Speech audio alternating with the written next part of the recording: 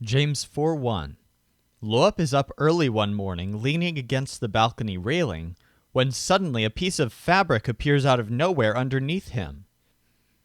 Its movement causes Loab to think that maybe some squirrels are wrestling inside the sari, and they're quarreling and fighting. The sari moves so much that Loab is lifted up on top of the railing, which frightens him. He asks if someone who's passionate for war is inside the sari. This is the only conclusion that he can come up with.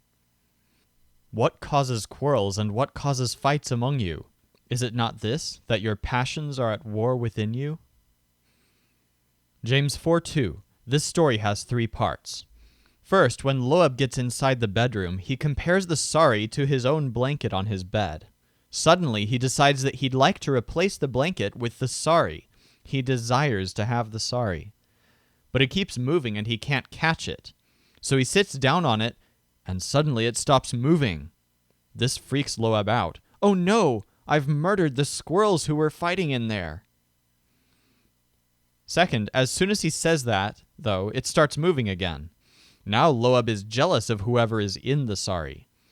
I know this is coveting, but I'd really like to figure out some way to obtain that thing from the squirrels who are quarreling and fighting inside it. Finally, after a little bit of thinking, he decides, maybe the reason I don't have it is just because I haven't asked nicely. James 4:3. Loab asks for the sari but does not receive it. Instead, it goes into the bathroom and hangs lifeless on the towel rack. Now, Loab assumes the people who were in it have run away. He thinks, maybe I asked wrongly because I wanted to use it as a blanket out of my selfish passion for owning beautiful things. Then Loab realizes there's nobody in the sari at this point. The next story is where he tries to take it up the ladder. We've already learned that one. You ask and do not receive because you ask wrongly to spend it on your passions. James 4:5. Loab has taken the sari up into the attic. He sits on top of it on top of a box, and a Bible suddenly falls out of the box. He wonders why the Bible is being kept in a box instead of being read.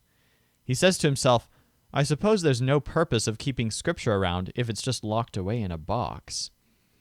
This reminds him of a very beautiful Bible that his mother used to keep locked away when he was a kid.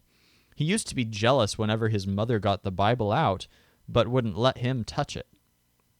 Loab would sit here contemplating things longer, but he hears a noise and decides to get out of this spooky dark attic. He wonders if a spirit might be living here. The noise was actually the sari squirming, but Loab doesn't yet realize that the sari is alive.